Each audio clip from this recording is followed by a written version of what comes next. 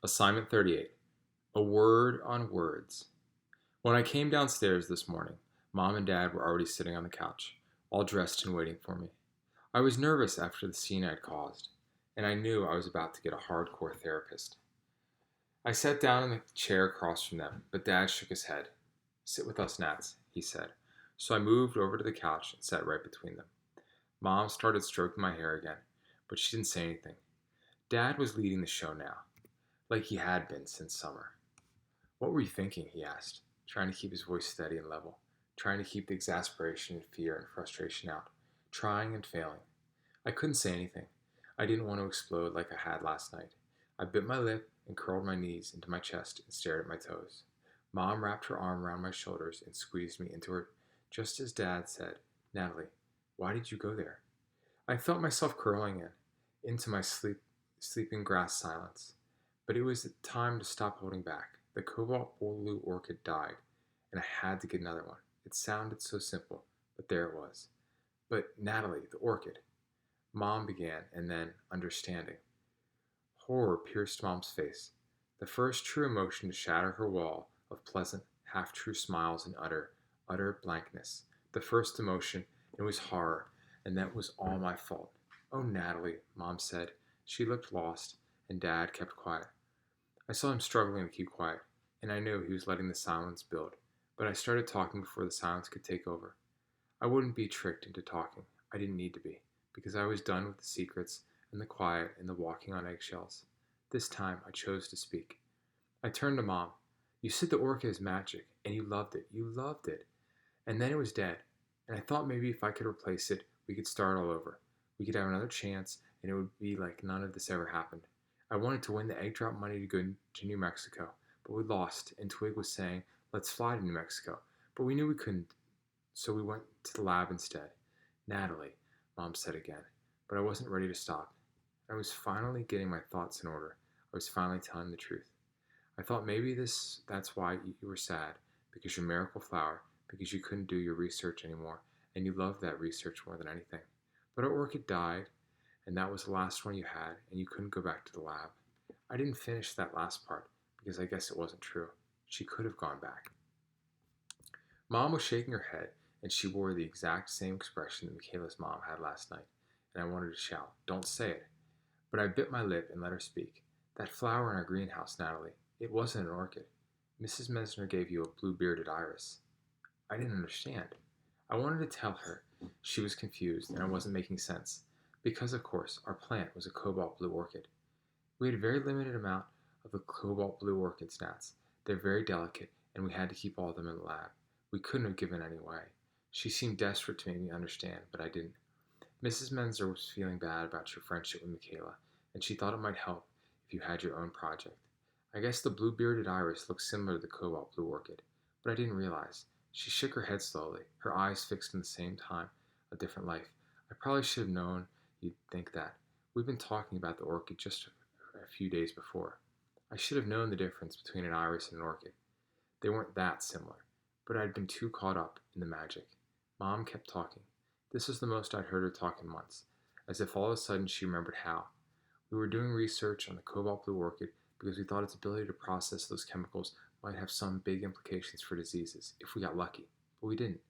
We weren't able to isolate those properties or graft them onto other plants. The funding fell through. Dana had to make a tough call as to the department head when she decided to shut down the project. It wasn't easy for either of us." Mom took a big breath.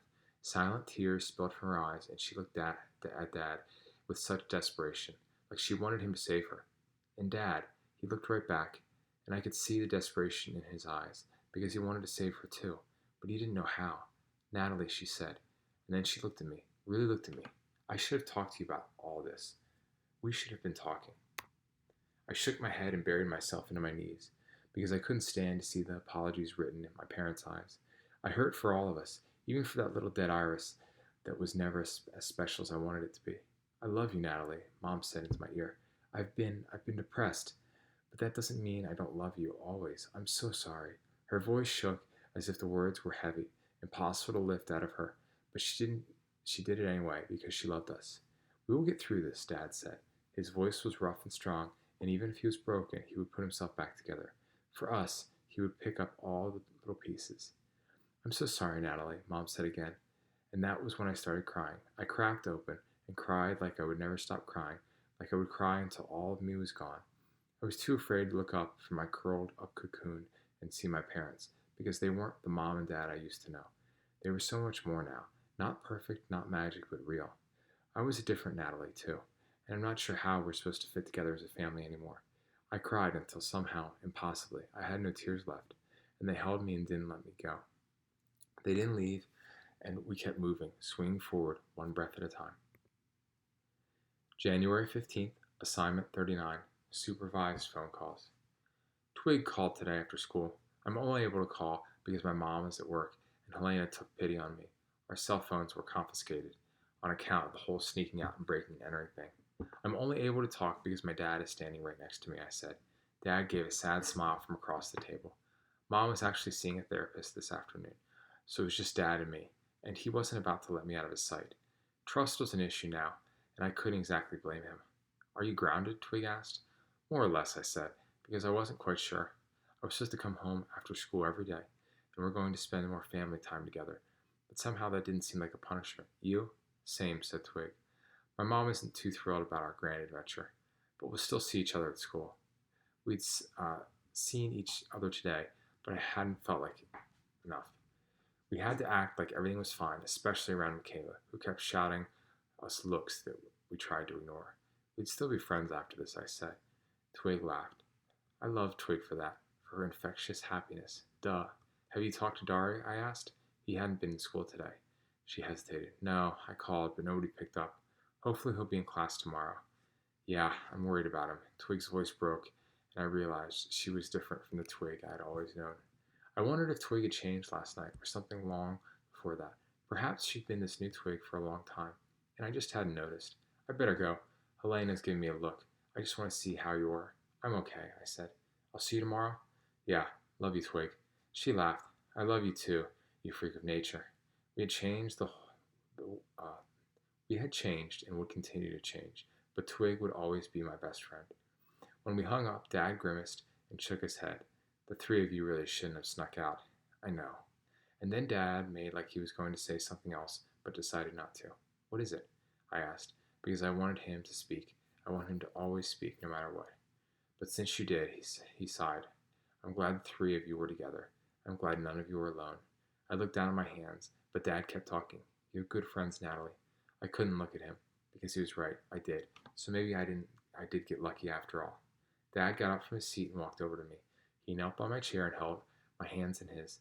"And you have your mom and me too. I know we haven't been perfect, but we'll always love you, no matter what happens. Natalie, you'll never ever be alone." I kept my eyes on our hands. He had long, thin fingers, like my grandfather. "Dad," I forced myself to speak. I already knew, but I still needed to hear the truth spoken aloud. "Mom was sick like this before. She was depressed before." I meant to ask it as a question, but it didn't come out that way. Dad squeezed my hands. "When you were very young, the two of you stayed in bed together for a month.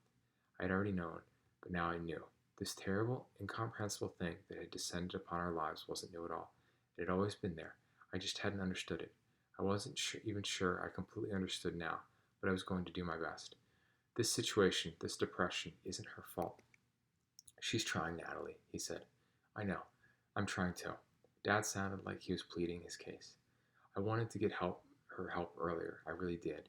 He looked at me like I was going to be angry, and I was, but I surprised myself by feeling hopeful too. "I know," I said, and I squeezed his hands right back. Not Doris, though. Guiltily, I had kind of been relieved about that. I've come to like her, believe it or not, and I want her to be just mine.